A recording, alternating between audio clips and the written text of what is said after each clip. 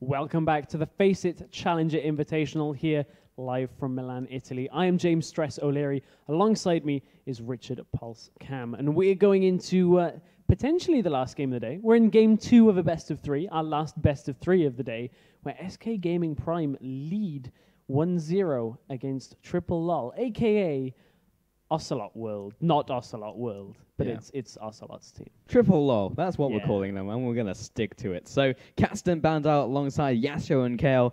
Yasuo is actually going to warrant a ban. That's going to be from Team LOL. So something they want to actually keep away, and that might be the reason, you mentioned that in the last game, Stress, that they might have just been able to, been trying to keep away the Yasuo more than they wanted to pick it into their comp. And it became evident as they picked their comp that they just had nobody to take any damage from Zed. And they picked Zed as a counter to Gragas, which has been seen a couple of times, but really that was made even easier by the fact that Zed had no trouble in the mid and late game picking up kills and just managed to snowball all the way out of control, having the armor penetration items before his opponents had ever built armor. And I wouldn't expect to see a Zed ban here, but it also wouldn't surprise me.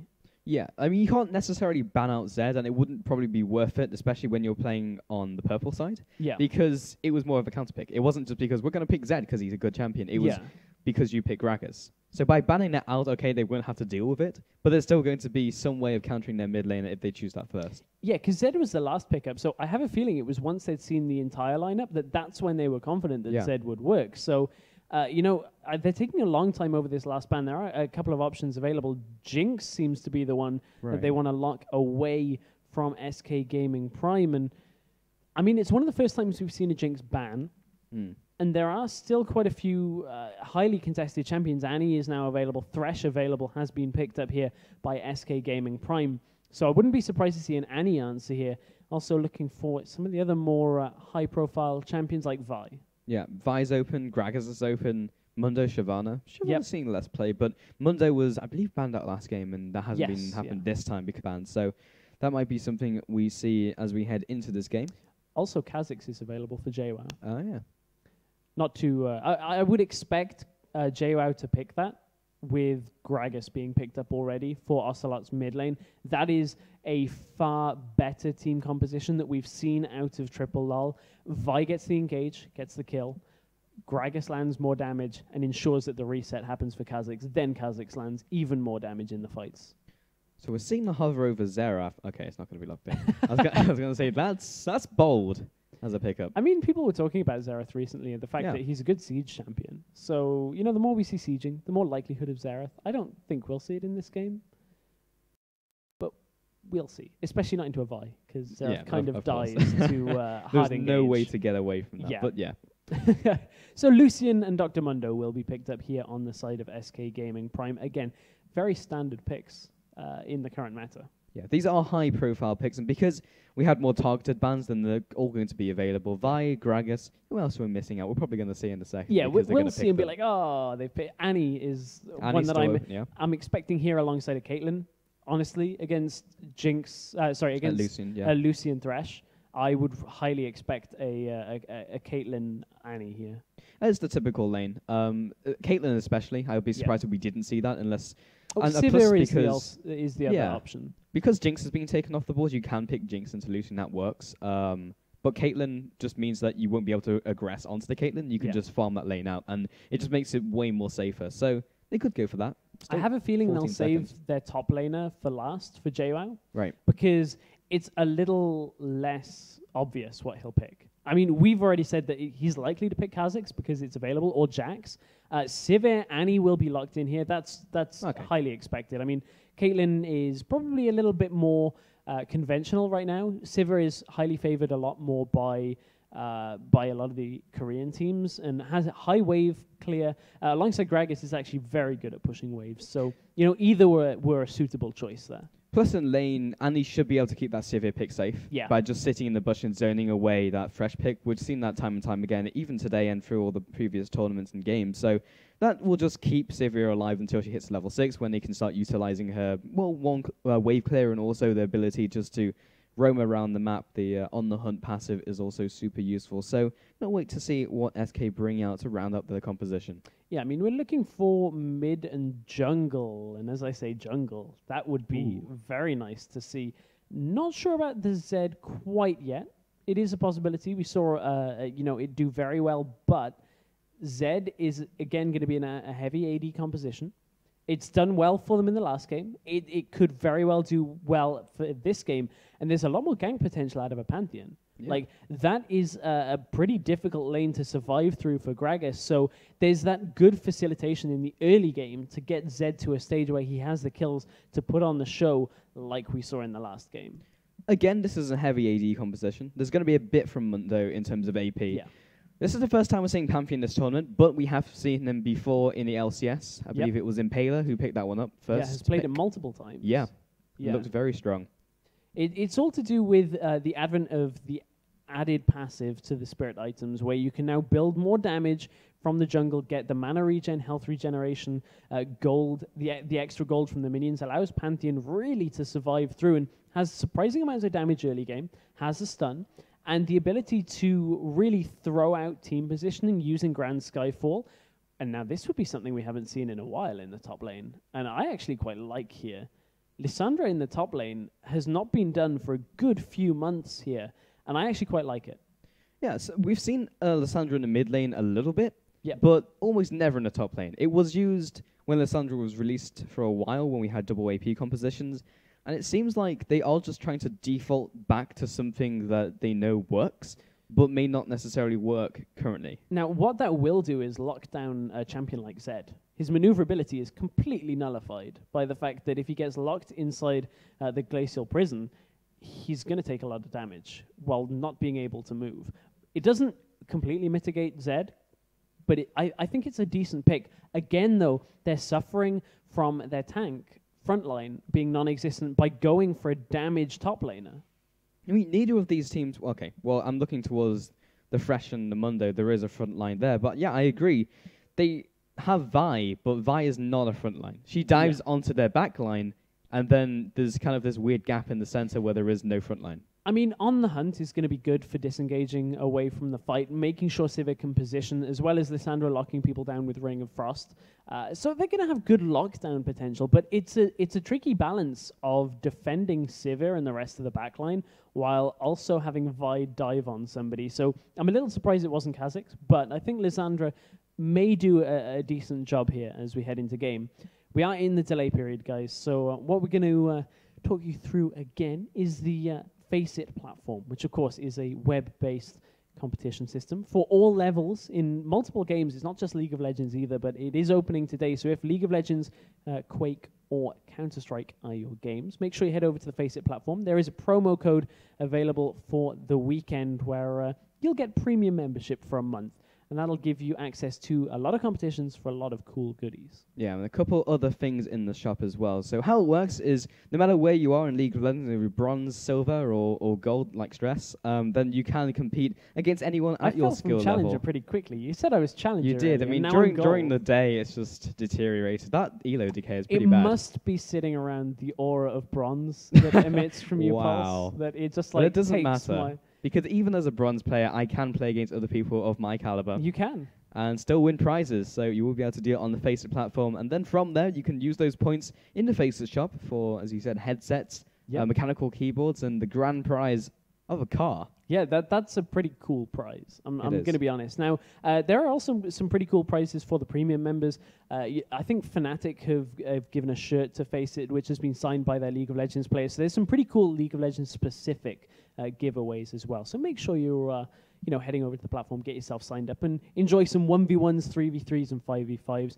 The other giveaways that we're doing this weekend, guys, is from DL Compare. If you check out on the Twitch page, which make sure you follow the Twitch page as well, because that's all important. You'll get all the FACEIT content as a notification when they go live.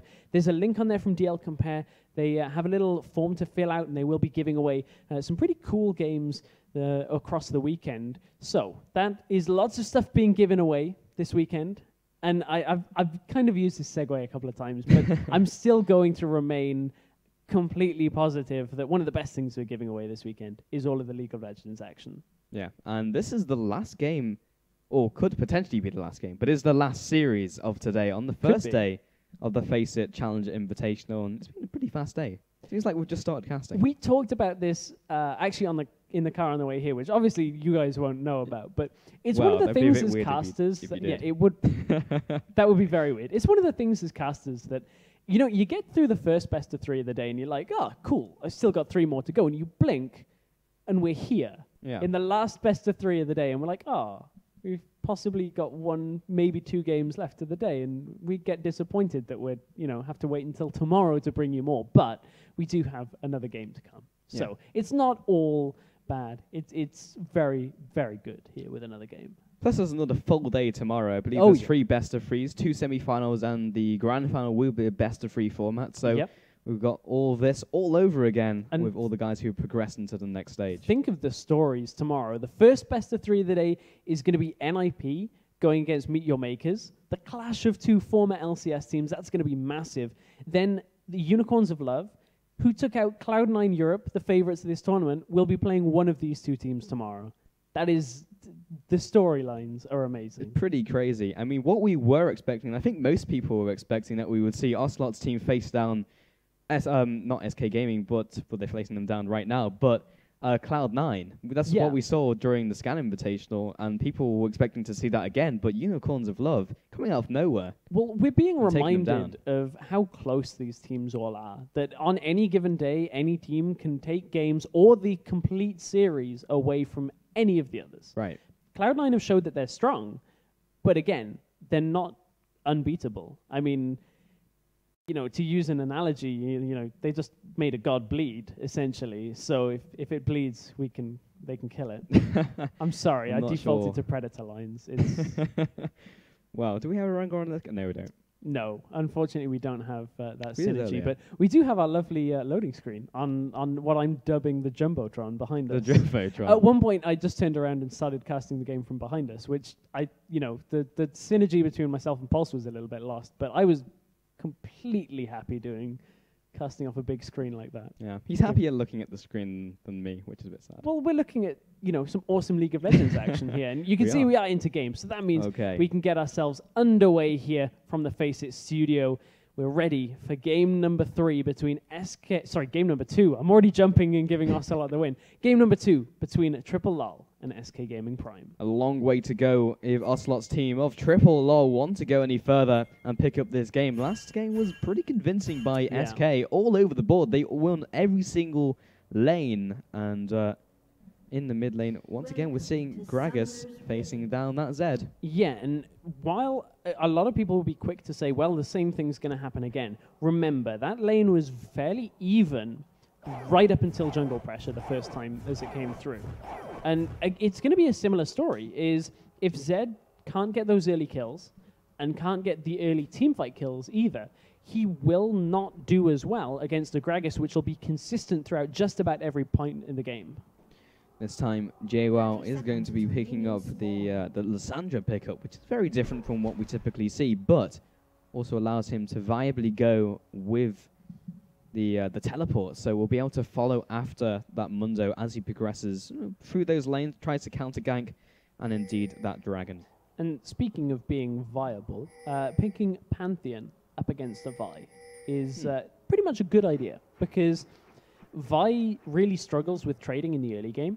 Pantheon loves to trade in the early game. He has very high damage to begin the game out and used to fall off. But a lot of junglers recently have realized that the extra gold, the extra mana regen allows you to use your abilities more, allows you to get more kills, and therefore not fall off as much. So that's why we're seeing a lot of jungle Pantheon and alongside jungle Wukong as well. It's going to make it very difficult for Morden just to go through his own jungle. And even in terms of counter ganking, Morden has to be very confident that he's not going to be counter-ganked in time before they pick up the kill. He has to be very confident that even within his own jungle, he won't just find a Pantheon, because Pantheon will just kill him. And then later in the game, Pantheon will just find him with a Grand Skyfall. Yeah. So, there's no escape. He's got to be careful that there isn't just a Pantheon out of nowhere at all points in this game, because that tends to be pretty bad for Vi.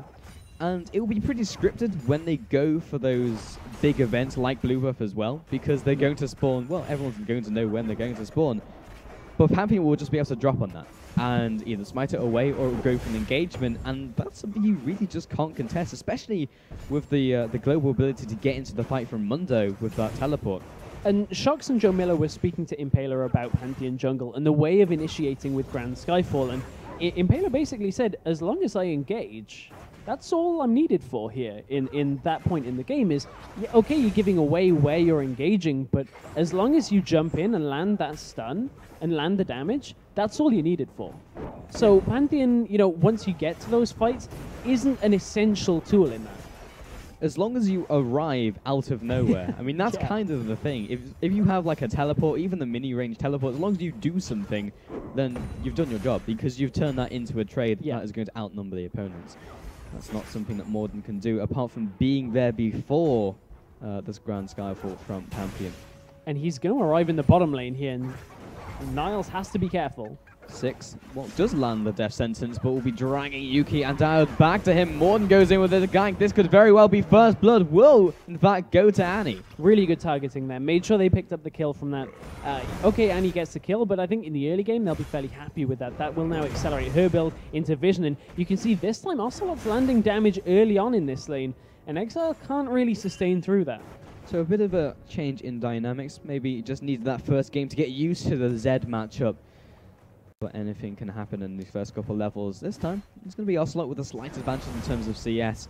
And Pantheon is just heading around the side, looking for a small counter jungle, maybe trying to wait for Vi as he heads back up. Yeah, that's something that Pantheon will do really well. And now he's in behind enemy lines. And JWoww may choose to go aggressive against Mundo, but it would really sentence him to death here, as using the Claw of Ice would be a little problematic. He's going to save it. It should be able to get that Perry tries to interrupt it. In fact, he used it very preemptively. This could very well be the kill. In fact, it will be. Mozilla picks that one up. Yeah, JWoww actually used that as Pantheon entered the lane. I wonder whether he actually had realized Pantheon was in his lane, because I don't feel he would have used it if he was 100% aware right then. I guess he felt like it was going to happen, but then did the wrong thing. Well, I guess he may have just been expecting him from River, although he had it warded. So it's just one of those things that the Claw just wouldn't have taken him far enough away, and more so gifted the free stun to Pantheon.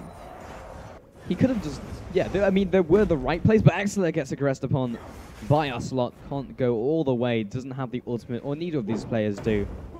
But maybe it was just that he had a play in mind. I just assumed when he was coming in, he'd just execute that play. Ocelot's trying to shove Exile out of lane as fast as possible to hit 6 first, because hitting 6 first gives him the ability to disengage when Deathmark gets applied to him. Now, they have to be careful there isn't a double jungle gank. That was a flash in the mid lane, I think, by Exeler, as he just backed on off. Pantheon is still hanging around. Now, importantly, it was also a flash by Morden. Morden went for the Vault Breaker flash, which is difficult to pull off, especially when your opponent has flash and is expecting it.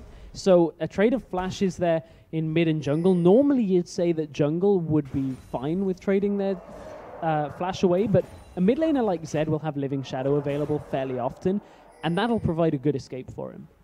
Sometimes you just take that away from the mid laner, and then it's like, okay, well, I'll come in again, and as long as I land Vault Breaker, then we pick up a kill, but not quite going to be the case. Actually, Exile stayed in lane, hit level 6, and Ocelot recalled.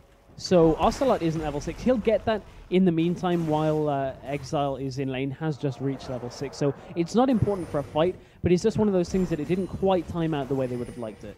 The flash is down. Morden isn't level 6 yet himself, so doesn't have the Assault and Battery, but I feel like those initial ultimates will be used in the mid lane. Pantheon might use his own to just counter jungle. He might try and jump in one of those buffs, but definitely Vi should be used on Ocelot, but he's going to use his ultimate in top lane.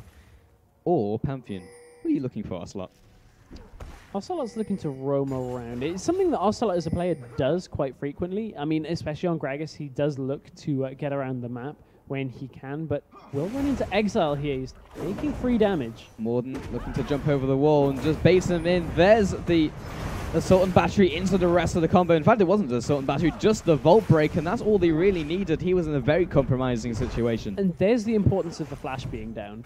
Is they were able to catch him out in a position where Living Shadow wasn't enough to escape. He wasn't sat in lane where he can just go back in a line. He had walls and opponents blocking his way, and it wouldn't have been enough to get away. So flash being down was crucial at that point. There's the flash into the Aegis from Pantheon, just trying to follow up onto Ocelot, Heart Seeker strike comes out, and it's just not enough damage. The Seeker's arm guard was way too much armor.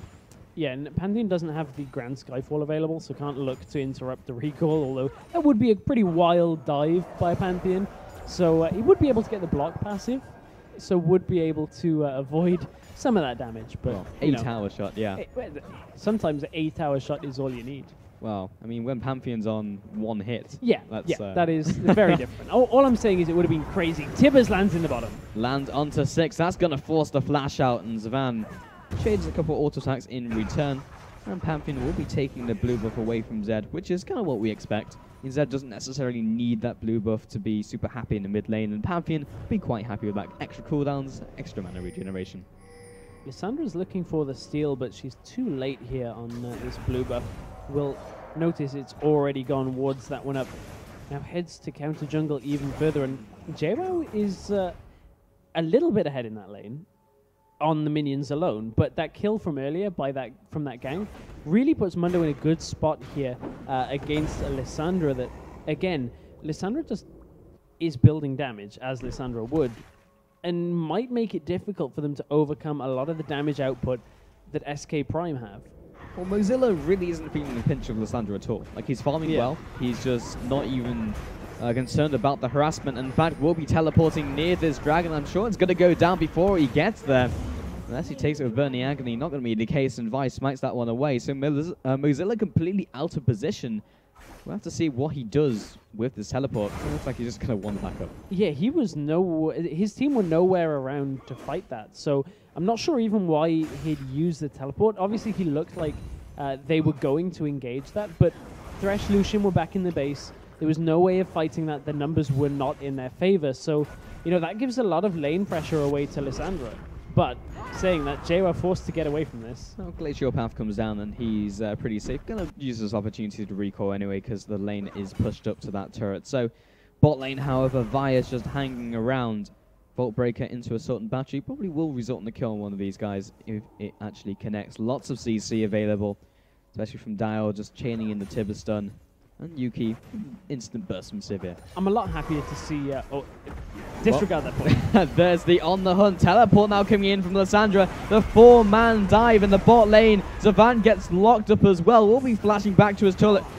Culling comes across. And the boomerang blade doesn't quite connect. That's a tongue twister. I didn't even realize that would be a thing. But they only pick up one kill, and the barrier was dropped from Zavan. And I was going to comment that the Seeker's arm guard is a good pickup, but he's been stunned in the middle lane, will get away, but it's a good first item choice here. Jukes the ultimate, which would have resulted in the kill from Exeter. Jumps back in to try and get the ignite and more damage, but that's a lot of summoners used all across the board. And you have to think that if he hadn't had that Seeker's arm guard and had built damage like he did in game number 1, he would have died there. Right. Yeah, I'm just saying straight up that he would have died there, and that's the difference between game number 1 and game number 2, is Ocelot is building for his lane opponent, not just building for his champion. Yeah, that's something he's adapted to. He's played the matchup once before and knows exactly how Exeter ticks with that champion, so it's finding it a lot more difficult. It's actually one of the reasons why Pantheon wasn't able to pick up that kill earlier, which would have also slowed down that lane, and is finding it very difficult for Exeter to really do too much against that Gragas. Has already died once, and that assist has gone onto that mid lane, plus the CS advantage, so a very different game we're seeing in game 2. It is a very different game indeed. Ocelot. Oh, and there comes the Grand Skyfall. There's the man drop onto mid lane. 6 is making sure that Ocelot stays in this fight. The ignite goes down, make sure he dies. The jump back from Pantheon, he should be good to go. In fact, no, Diode's ignite will be enough, but he will also fall down. Mozilla came in from the top lane, and JWoww does not want to go back in on that. A 2-for-1 trade in favor of SK Gaming now works out pretty well for them. They can push in towards this mid lane. They got 3 members here in the middle lane. We'll be able to push that down fairly quickly, and that'll give Ocelot a little bit of an easier time farming, but allows the roam potential out from Zed to be that much more potent here. So middle tower will be falling, bringing that to a 2-1 for the SK Gaming team. Yuki, following after Zavan, will be able to win that trade if he lands that auto attack, gets the extra movement speed from the passive, unable to quite get the auto attack down. And okay, in this game, Triple LOL are ahead here, but there's a bit of an itemization choice that I'm not too sure on, and that's Vi building towards Spirit of the Elder Lizard. it's not uncommon. It's less than ideal when you have no front line. We saw in game number 1, as soon as the game got to a point where Zed had too much damage that they couldn't survive through it, Vi will suffer the same fate, that unless they eliminate Zed, unless the Assault and Battery lands onto Zed and they follow it up with Lissandra's ultimate, they're going to get killed in late game team fights. And it will mean that, okay, he's going to get onto Exlo with Assault and Battery, but after he does that, he's going to die. Yeah. So yes, he gets the CC and maybe they can land an Ocelot ult, but the death mark so many times we've seen has just been on the right time and completely mitigated all of that.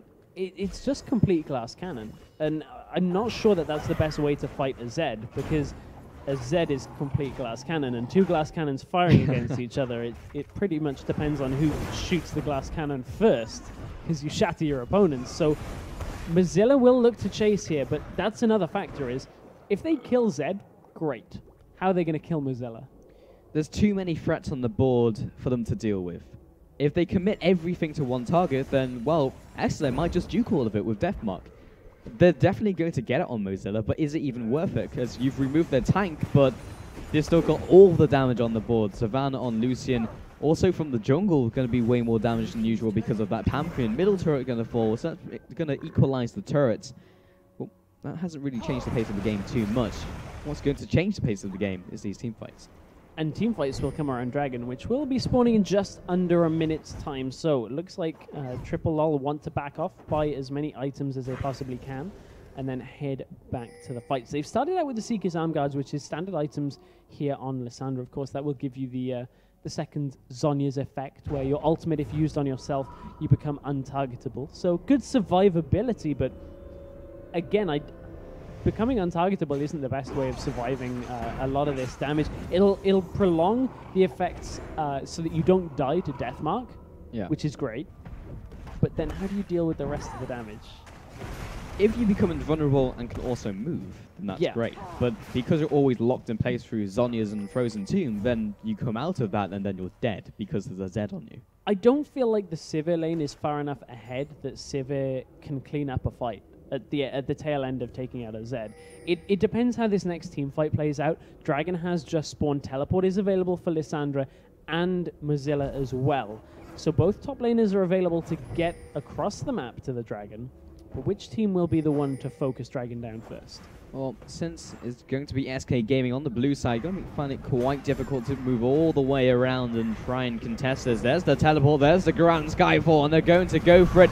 The ultimate on the hunt has been used by Yuki, but they're going to re-engage, use this opportunity. Frozen Tomb zones away Exela. He's not able to get into the fight just yet. There's the culling coming across, and they're completely scattered. However, they're all funneling into this bottleneck. There goes one, there goes the second from Morden. True and one trade will be what SK have currently, and Ocelot has been pushed away from his team. Fallback pings come down, 3-1 trade. SK Gaming are going to be quite happy with that. Question is whether they're going to attempt this Baron, attempt this Dragon, as Ocelot is coming around the side. He has already used his ultimate, but they're going to try and steal this one away. They're all going to be taking this damage. Can Ocelot get it in time? They're looking for the smite. That was not a good smite, but they still picked it up. Yuki drops to end that fight as well, so overall that was a 4-for-0 and a Dragon, and that's almost worst case scenario for LOLOLOL here. 2 of those kills went to Zed, who previously had none, and now finds himself in a situation where he can go back and itemize. Niels is recalling on a ward against... He obviously doesn't know this, but against Annie Gragas, that would spell the end of his life if they catch up. Yeah, so only 1 casualty from SK, plus the Dragon, plus 4 kills, puts him in a very, very good position. So again, just swinging the goal total. We didn't see them fall behind in the first game. We saw them just be consistently dominant. But now that we're getting kills onto the right places, Mundo is becoming a threat. So is Lucian and Exler on Zed. So we might see a repeat of the first game. Yeah, whereas 3 of the 5 kills are on Annie for LOLOLOL. And that's great for warding, great for extra security on your support in lane, but outside of that, you need to get the ball rolling. As I said, Sivir would have benefited from a lot of those kills as well. Now she has 1, has an Avarice Blade to get extra gold as well, but item-wise, that's not where you want to be on a Sivir facing down this team composition. So Ocelot rushing the Zhonya's Hourglass, because that's definitely what worked out in the first game. It was just a little bit later. But because he's still far behind, it means he doesn't actually have enough damage to do anything else. He can survive for like 2 seconds and then just get dived upon again. Here's the thing about Gragas, though, is for his ultimate, he will always be useful and will always deal some damage. I mean, there's very rarely a time you see a Gragas deal no damage. And I think Zhonya's is a good itemization to ensure that, you know, his team is safe and he's safe from the death mark. But again, disengaging is great when you have a front line that can kite backwards and soak a lot of that damage and protect your carries. However, Mozilla is doing that right now for SK. And see how much Morden can do. The answer is very little. Jaywall actually interrupted during Glacial Path. The Frozen Tomb comes down, but it's not going to be enough damage. Meanwhile, the bot lane, Tibbetts comes out. Will be blocking Exler and Six. And Savannah just carries on farming. Definitely not a trade they're going to be actually getting into at all. That was an important stun, a very important stun, the fact that Exile got locked down then. Otherwise, that was almost certainly a double kill there for Zed and a turret. Well, it's definitely going to be the turret. They're going to take that as a compensation prize. And also the red going to be falling to Perry, also clearing it out for the tower, for the timer. SK is just starting to pick the pace up on this game. And that's a little worrying if you're Triple LOL, because, okay, Triple LOL have built the armor this game. Zed's still doing a lot of damage, and, you know, will go Last Whisper next. And as soon as he has that Last Whisper, he'll be chunking through Triple LOL, and Triple LOL just have to start getting more objectives. We're in a situation where they have 2 towers down. They have a 3rd available to push down, but Lissandra's so pushed in the top lane that it's difficult to get the positioning on that without committing a few members up there. And that's the point where SK Gaming Prime will rotate in towards the inner towers and start taking them down. However, in this game, well, Morden, that's not the ward that you want to be placing down. Perry has found you. The Heart Seeker Strike comes across. Takes him fairly low, but he's going to recall back to base. But different from the first game, we've got Ocelot's team running a very good anti-siege composition. We've got the Sivir wave clear, the wave clear from Lissandra as well, and Gragas. Those are basically the champions who can stop the pushers in every lane if they go for it. Yeah, indeed. Something I wanted to point out was we talked earlier about Vi's build. Vi actually has gone Brutalizer after Ancient Golem. So it wasn't the Elder Lizard that I was anticipating. It's always a little bit tricky when a jungler buys 2 longswords. You kind of assume they're going to go for the jungle item, but then end up building Brutalizer, which Ku did it to us the other day. Yeah. But he actually said he built the wrong item when he picked up Brutalizer on Kha'Zix in the jungle. So, you know, you got to stay on your feet here when, you know, some of the build orders coming out from junglers. But I'm a lot happier to see the Ancient Golem here. It's going to give them the ability to survive a lot. I guess that's going to go towards a Black Cleaver later in the game, but the armor stacking hasn't been all that much out of SK Prime, but Perry's caught. The Sword and Battery comes across into the Frozen Tomb. That's a lot of CC, but the Atlantic keeps him alive. They've got the On the Hunt. Six might have just saved his ally. He also hooks Morden, keeping him safe. That's going to be Mozilla jumping into this fight. Savannah also comes out and already drops that fight. Doesn't even need the culling. Doesn't even know his own strength. Six pushes himself forwards into another kill. Exeter and bot lane facing down Gragas. This time, Ocelot comes out ahead. But SK Gaming looking so strong. Six with the MVP support plays.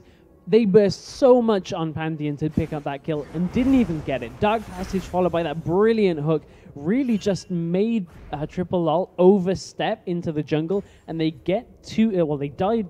2 of the members died for it. And that is, again, not something that Triple LOL can really afford to give away. They're giving away another turret from this as well. This is too many objectives to start giving away. And Ocelot's too low health for full engage here, doesn't have his ultimate.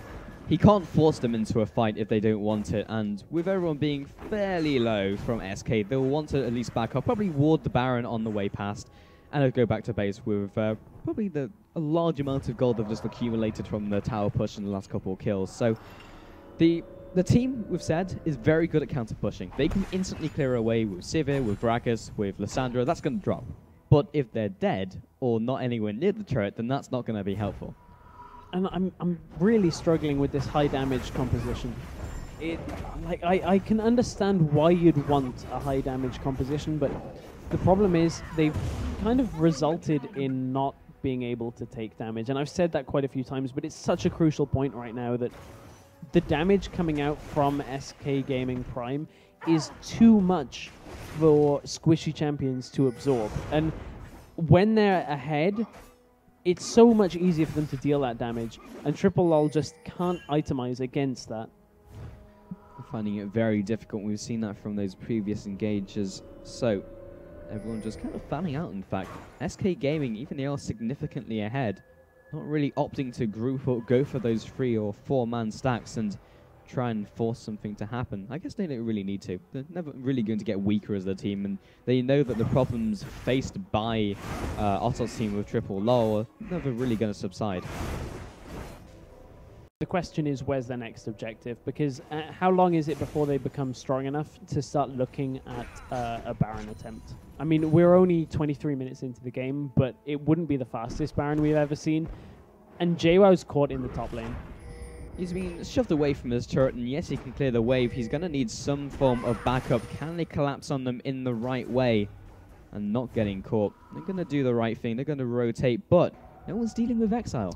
Yeah, somebody has to go and stop him from split pushing, or they have to clean up this team fight perfectly. That's exactly what they're going to attempt. On the hunt has been popped, and Perry is locked down. There's the Frozen Tomb again, dragged to his ally. This time, he will drop as he arrives. Mozilla, that's going to be Tibbets getting caught, not a champion. Ocelot goes into the Zhonyas, and they are going for this team fight. Ocelot carries on after Savan, seeing if they can mop up yet another kill. 1 kill is their current tally. Morden charging up. In fact, another great Dark Passage keeps the AD carry alive. And how much damage has Exile done? Well, he's taken 1 tower.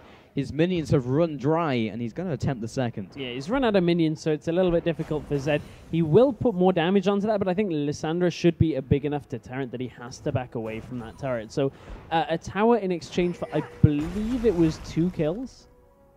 No, it was only 1 because Morden survived as well. So, sorry, Mozilla survived as well. It was only Perry that would fall during that engagement. So a tower for 1, I think SK Gaming Prime will be completely happy with that. Definitely worth it. I think basically everyone's ultimate was used there. Yeah, I think it was, apart from Grand Skyfall. So it definitely made it worth it. Plus, Exile in the bot lane didn't use his death mark, so if anyone tries to duel him in the near future, then he'll still kill them. Yeah, and Exile wasn't even in that fight. So that's one of the issues here, is that team fight went really well for LOLOLOL, but that was because it was 5v4. Yeah. And they pretty much got just a good engage on Pantheon.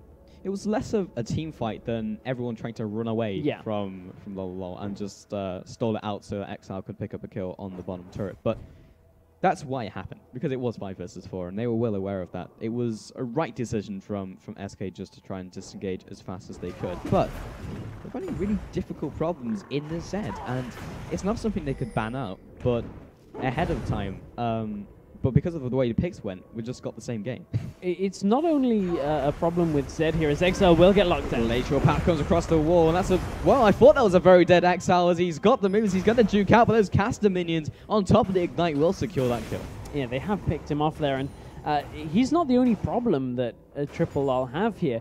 The other issue is, how do they... We talked about this before. How do they kill the Mundo? This time, Ocelot answers with the Morellonomicon, which will lower his damage overall than, say, a Rabadon's picked up.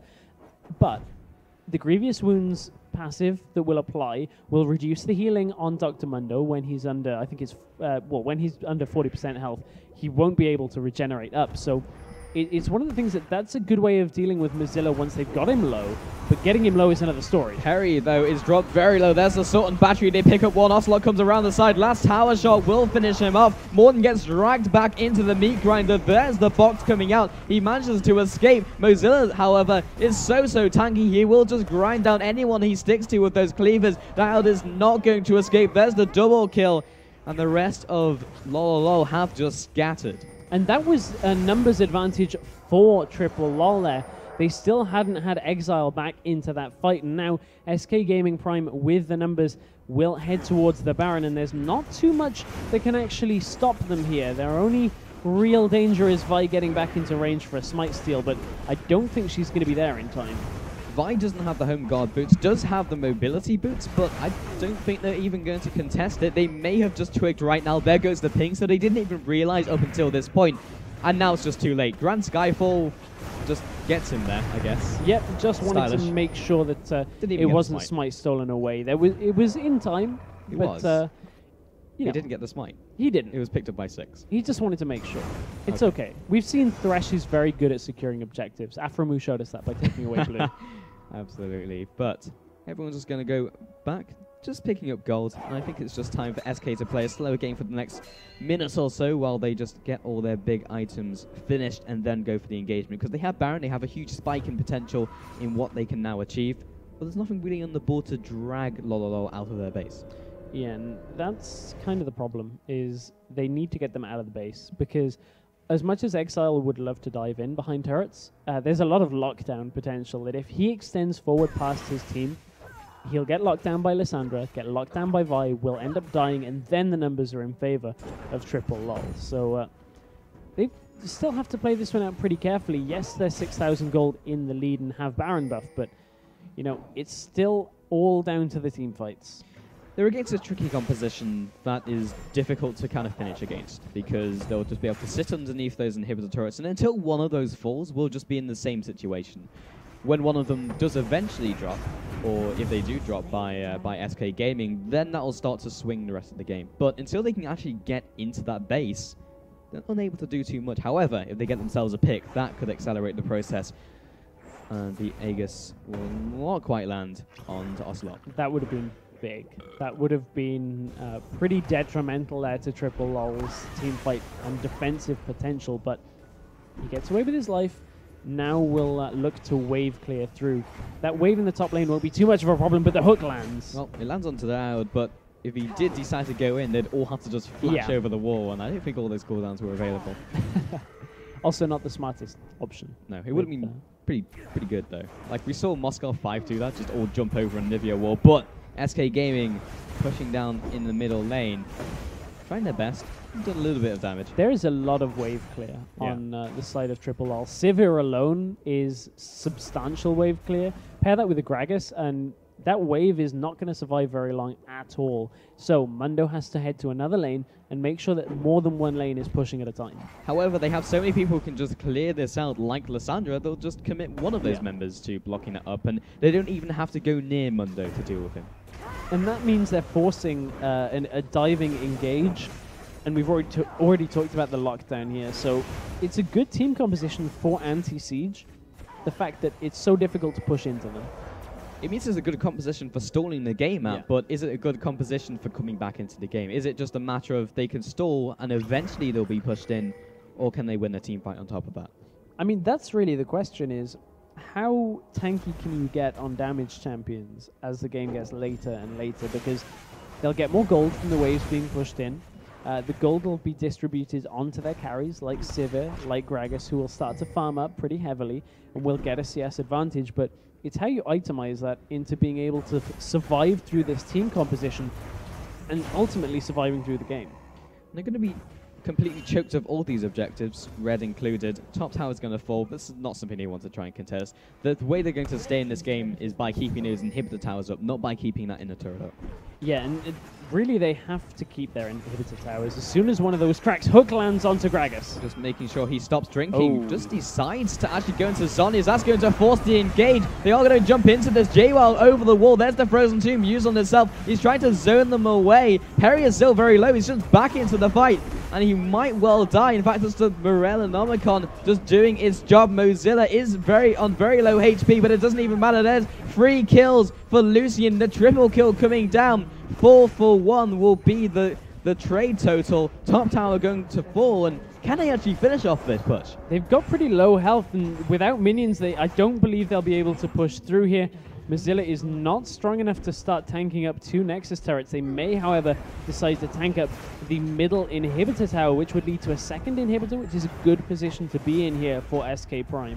Lucian dealing a lot of damage, pushing JWoww back to base by himself, but everyone is so low. Diode has just respawned. It's more than coming up any second now. They don't want to be sticking around, because one Gragas battle will be an easy quadra right there. Yeah, that would be an easy quadra indeed. And that whole team fight kicked off by the fact that Ocelot used his Zhonya's Hourglass without the death mark being used by Exile. It's so important that he saves that to be able to survive through. but he thought he was going to die. So understandably used it in the middle of plain sight. Everybody had the cooldown on it. They knew it had been used, and that's what set off that engagement.